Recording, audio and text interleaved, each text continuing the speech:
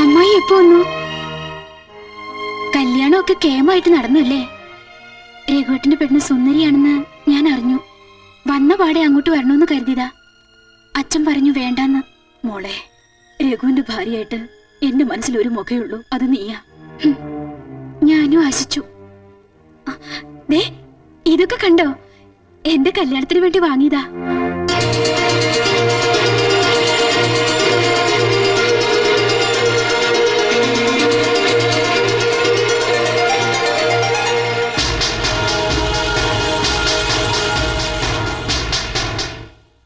ഗൾഫിൽ നിന്ന് മടങ്ങുമ്പോ ഞാൻ ഇനി തിരിച്ചു പോകില്ലെന്ന് കണക്ക് കൂട്ടിയിരുന്നതാ.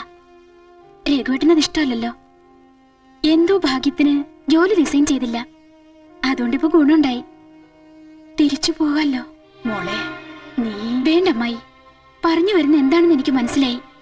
ഒരു കല്യാണമൊക്കെ കഴിച്ച് നാട്ടിൽ സുഖമായിട്ട് ജീവിക്കാന്നല്ലേ?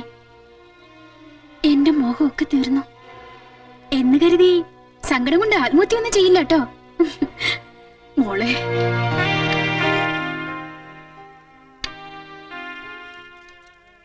ഈ വാച്ച് രഘുവേട്ടന് കൊടുക്കണം. ഒരു ചെറിയ ഗിഫ്റ്റ്. ഈ സുലോചന സന്തോഷത്തോടെ തന്നതാണെന്നും പറയണം. രഘുവിന്റെ ഭാര്യയായിട്ട് നീ തന്നെ എന്റെ വീട്ടിലേക്ക് വരും.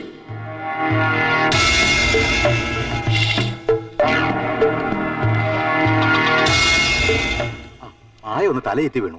ഞാൻ ആ ഡോക്ടർ ഗിരിജയെ ഫോൺ ചെയ്ത് വരുത്തിയിട്ടുണ്ട്. രണ്ടുപേരും മുത്തശ്ശനും മുത്തശ്ശിയാവാൻ തയ്യാറായിക്കോ. ആ കുട്ടി ഗർഭിണിയാണ്. ഇങ്ങ് വന്നേ. മായയ്ക്ക് നല്ല ക്ഷീണമുണ്ട്. തൽക്കാലത്തേക്കുള്ള മരുന്നുകളെല്ലാം ഞാൻ കൊടുത്തിട്ടുണ്ട്. ആ കുട്ടിയെ പ്രത്യേകം ശ്രദ്ധിക്കണം. ദേഹം അതി അനങ്ങരുത്. ഒരു ജോലിയും ചെയ്യാൻ അനുവദിക്കണ്ട. നാളെ ആശുപത്രിയിലേക്ക് കൊണ്ടുവരണം. വിശദമായ ചെക്കപ്പ് ചെയ്യാനാ. ടാക്സി പിടിച്ചു കൊണ്ടുവന്നാ മതി.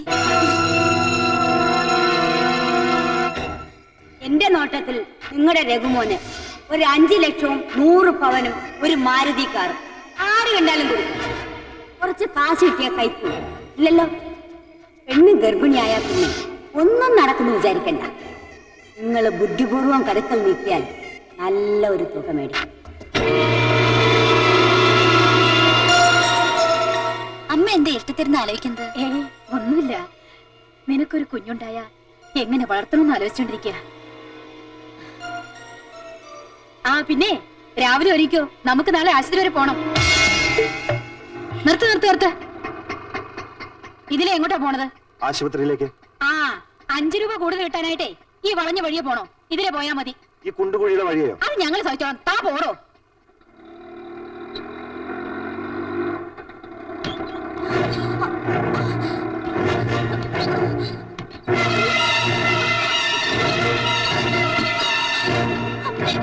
എന്താ അതിന് നമ്മൾ ആശുപത്രിയിൽ പോകുന്നത്?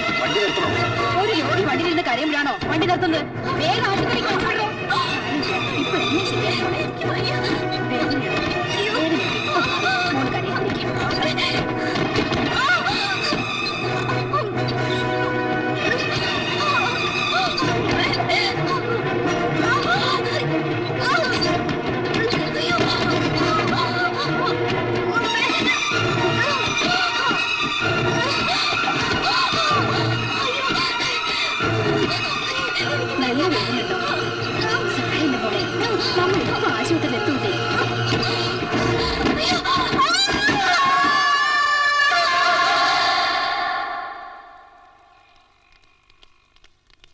ഒന്ന് വേഗം വാ.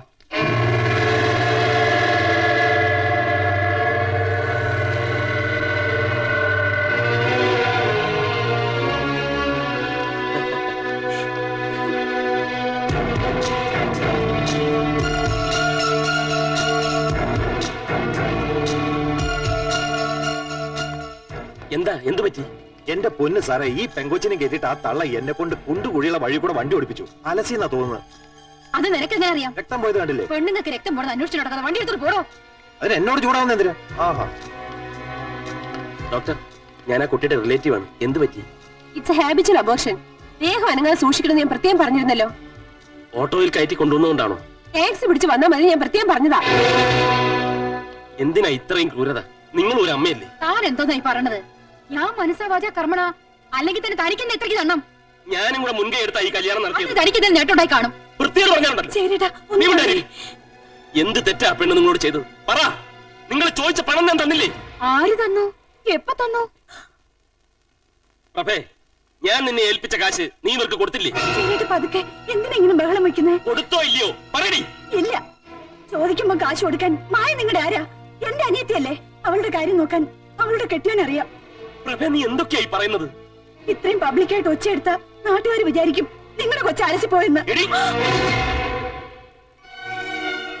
നിന്റെ കരണം പൊട്ടിച്ചൊന്ന് തരാൻ പലപ്പോഴും എനിക്ക് തോന്നിയിട്ടുണ്ട്.